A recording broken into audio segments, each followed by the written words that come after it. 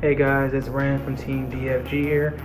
Coming at you with another Orcust video. This time I'll be doing the Orcust combo tutorial. It'll be literally one card and two card combos. Things that you should probably already know if you're an Orcust player.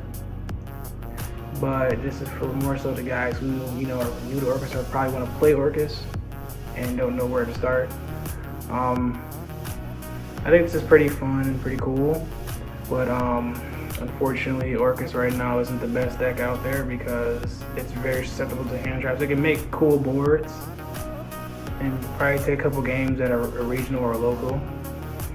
But as far as winning the military thing, I'm kind of iffy on that part. But I digress. Let's get into the combos.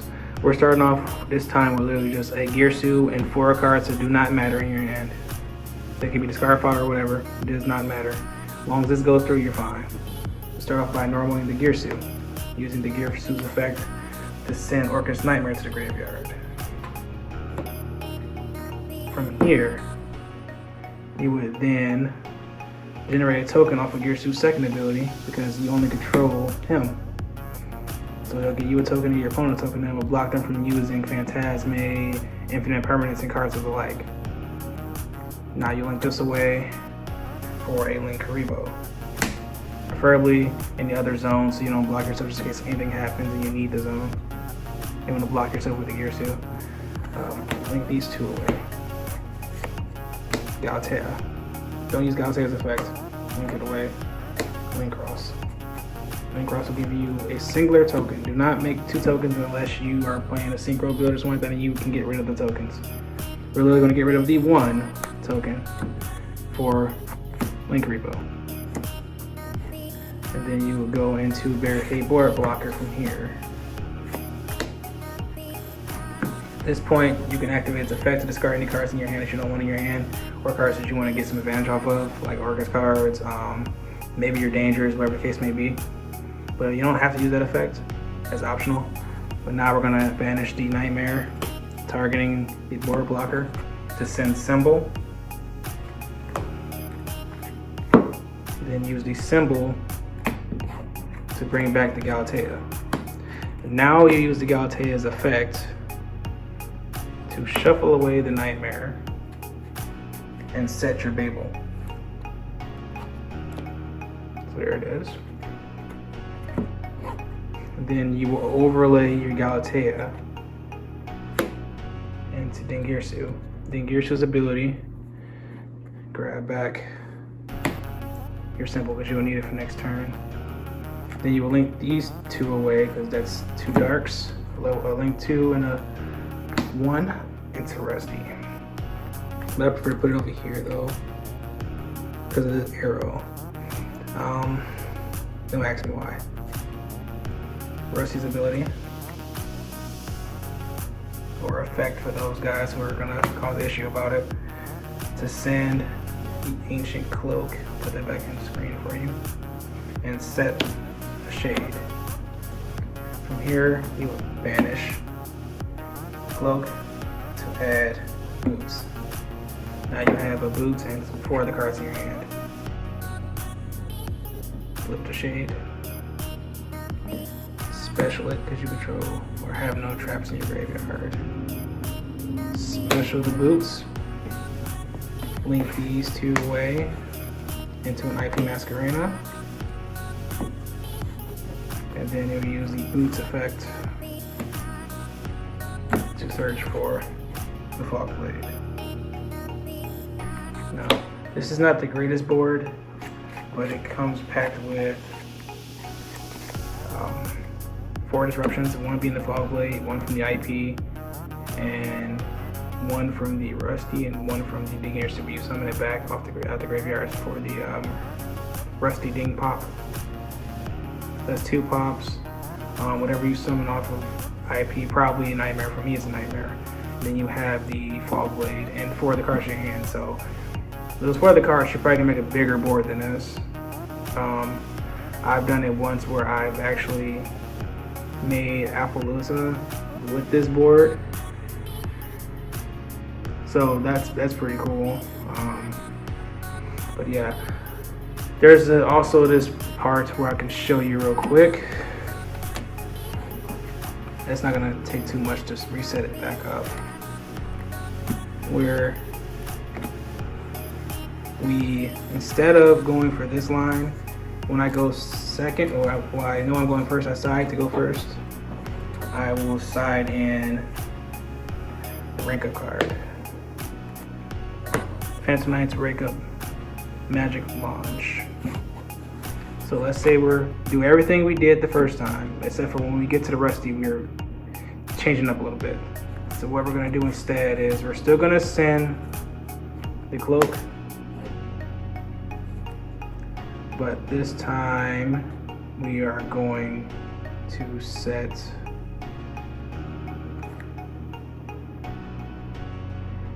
the rank up, and then we'll use ancient to search for a fall blade, or you still have these options, I mean, if you want. But in this situation, they really don't matter because of what you are about to have. But for now, we'll just say we'll get the fall blade and we'll draw it. We'll draw it, search it, and set it.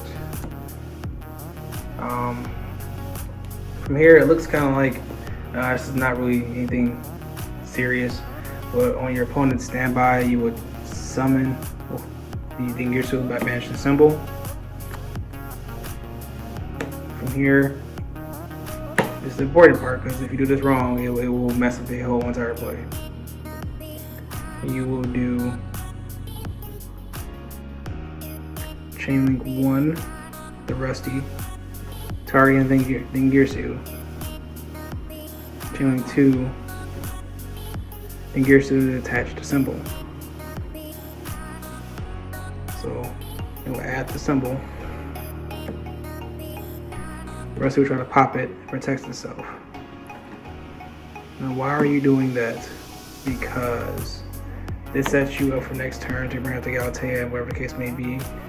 And then you can go ahead and flip the launch to summon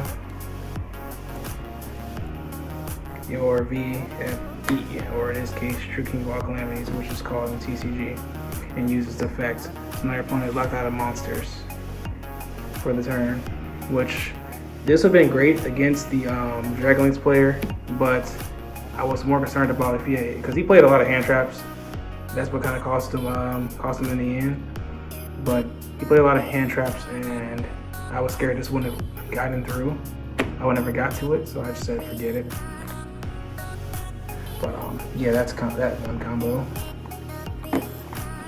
So like I said, I used to play the Red Eyes Dragoon in there, but I deterred from it. So yeah. Okay guys, on to the next combo.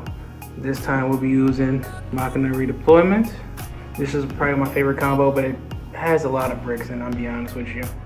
But it's I like to use it usually as a bait for my opponent, like yeah, because this is nothing but specials until you get to the scrap recycler. So we're gonna start off with playing the mekk-knight redeployment, discarding the Nibiru, because you thought it was part of the combo. Shame on you. To add 2 mekk-knights, we're gonna add Radiator and Megaform. Now using Radiator, we're gonna pitch the Megaform to special it. And then we will use the Radiator targeting itself and targeting the Megaform. Special the Megaform, destroy the Radiator. If I wonder if I'm special always in defense, I'm conditioning myself to prepare for possibly, you know, a lightning storm or anything like that on my opponent's turn, and if they stop me, I want to have everything in defense. Proceeding. Megaform will then tribute itself to special summon mekk-knight from the deck, which will be our Metal Cruncher. Metal Cruncher's ability will allow us to reveal 3 Earth Machines, and our opponent randomly picks 1. We play 3 Recycler, we're going to get Recycler. Now all of that was for free, and your opponent can possibly Nibiru you after you do the scrap and everything like that, but that's for all Orcust combos. But that's a conversation for another day. So now we can just normal summon the Recycler, use the Recycler's effect. Move this over so you can see it. And usually I would send the Crystron Rose next, but we don't necessarily need it because we already have a body. So in this case, we'll just play it safe and go straight into sending our Nightmare, just in case your opponent has anything to stop you. Link into Wyvern. Wyvern's effect, special out of the Recycler, pops it, special from deck. This is where you see your biggest brick of all, Golem, because does nothing in your hand, does nothing by himself. A level 5. Effect, special Recycler from Graveyard. Recycler's ability to send World Wand. Now here's the part where you see me just I made a big error. After this is special summoned, Wyvern has to destroy one card on the field. If you're going second grade, you can pop your opponent's cards. If not, you can pop the Wyvern and proceed. So Golem, specials, scrap Recycler. Recycler sends World Wand. From here, you link these two away for Lib, the World Key Blade Master, because you have one in the graveyard, or a World Legacy card in the graveyard. Now you can set a World Legacy spell or trap, which would be Succession. Use the Succession to summon back out Golem. Oh look, Deja Vu. Golem's effect, special out Recycler. Now you get to send another card. You already got your graveyard pretty much set up already for the play, but just to be safe, in case your opponent has anything, let's get another extender out there. We'll get Gizmek out there. So now, from here you have options. You can link all of this away immediately for Appaloosa, or you can go for your Galatea and your Orcust plays. So I think I'll do that just to see how far I can go. Because I don't write these combos out, nor do I, try to coach you on how to do it properly. Targeting. Just want a free flow and go how it goes. I memorized these based on playing them plenty of times over. Anyway, we sent Symbol off of the Nightmare. Now we're gonna use Wand to summon back the Nightmare. From here, you can link away your Golem and your Nightmare. Or better yet, no, we'll go Golem Nightmare. I need this arrow. Into Galatea. Galatea's effect, shuffle back the Wand. Set the table. So there. So for the guys who are technical about it, set the table. From here, we can then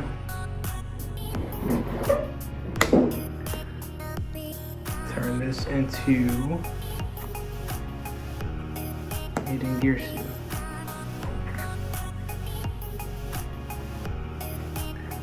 Or if you would like, you could also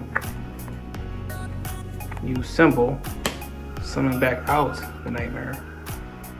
Put this back over here. Summon back out the Nightmare. Cool. Then turn this into Dingirsu. Girsu's effect. Symbol. But one thing you should do, but I kind of limited my space here because the camera and everything, but take that out of that zone You'll see why in a minute. Link these two into barricade board blocker. Looks familiar. All right, cool. Link these two into Rusty and use Rusty's effect. Sending cloak, setting the shade. Cloak's effect. Search for boots.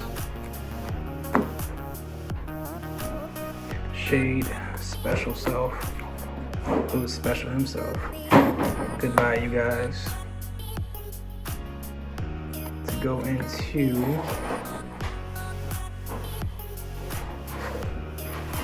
IP, and then boots effects.